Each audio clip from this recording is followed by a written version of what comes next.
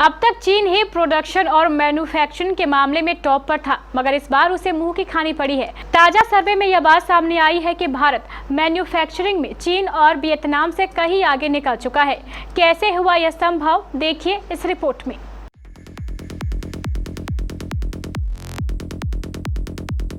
विश्व भर में चाइना से बने उत्पाद बेचे और खरीदे जाते हैं। इसके बाद वियतनाम का नंबर आता है, मगर हालिया सर्वे में पता चला है कि भारत मैन्युफैक्चरिंग में चाइना और वियतनाम जैसे सिरमौर देशों से कहीं आगे निकल चुका है। वजह है इसकी लागत। जी हाँ, अब हमारे इंडिया का लोहा पूरी दुनिया मान रही है।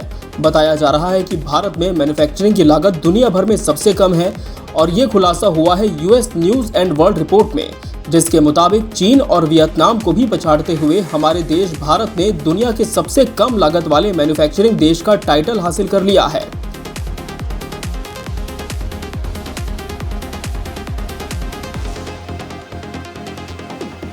इस सर्वे में भारत को 100 में से पूरे 100 अंक मिले हैं। सर्वे की खास बात ये रही कि केंद्र सरकार लगातार इन कोशिशों में जुटी है कि भारत को ग्लोबल मैन्युफैक्चरिंग का हब बनाया जाए। 2 साल पहले कोरोना की बड़ी लहर के दौरान लॉन्च किए गए आत्मनिर्भर भारत अभियान से इस मिशन की शुरुआत हो गई थी।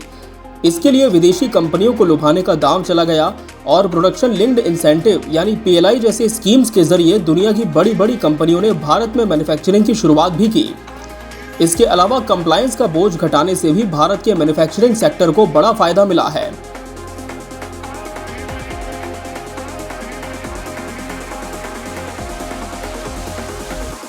मगर आपको बता दें कि इस सर्वे में भारत को बाकी सेगमेंट्स में कुछ खास अंक नहीं मिले।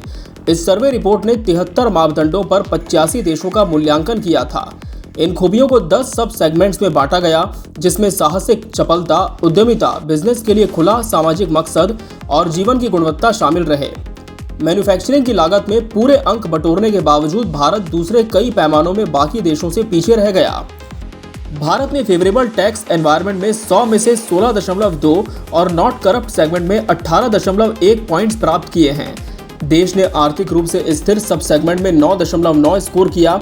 वहीं पारदर्शी सरकारी नीतियों के मामले में तो भारत को महज 3.5 अंक ही मिले हैं। इसके अलावा क्वालिटी ऑफ लाइफ सेगमेंट में तो भारत का बेहद बुरा हाल है और इसके सब सेगमेंट्स में इनकम इक्वालिटी में भारत को महज 1.9 अंक हासिल हुए। सुरक्षा में 4.3, well developed public health system में 2.3 और इकोनॉमिकली स्टेबल में 9.9 अंक मिले हैं।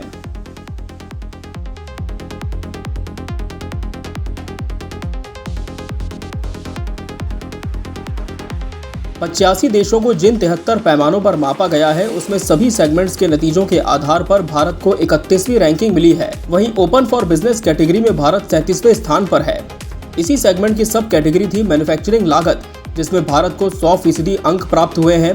ओपन फॉर बिजनेस सेगमेंट में चीन को 17वां स्थान मिला है, लेकिन सस्ती मैन्युफैक्चरिंग कॉस्ट के मामले में चीन भारत से पिछड़कर दूसरे स्थान पर है। बीते कुछ सालों में कपड़ों और फुटवेयर मैन्युफैक्चरर्स को आकर्षित करने वाला वियतनाम मैन्युफैक्चरिंग लागत में भारत चीन के बाद तीसरे नंबर पर है। हालांकि ओपन फॉर बिजनेस कैटेगरी में ये 47वें स्थान पर है।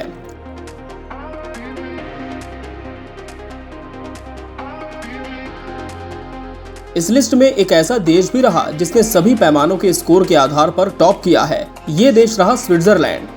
जर्मनी, कनाडा, अमेरिका और स्वीडन को पीछे छोड़कर स्विट्जरलैंड सर्वश्रेष्ठ देशों की रैंकिंग में सबसे आगे है।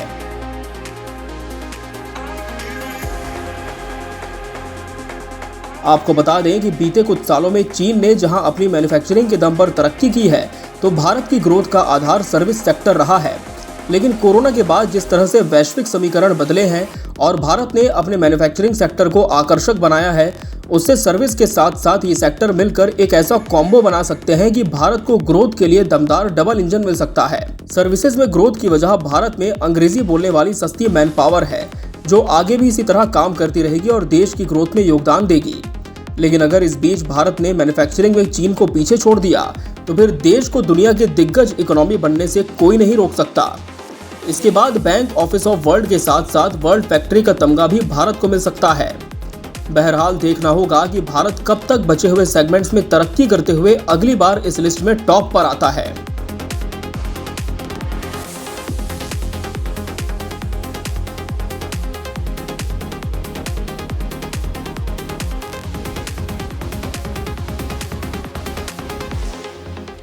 Bureau report, KBC news.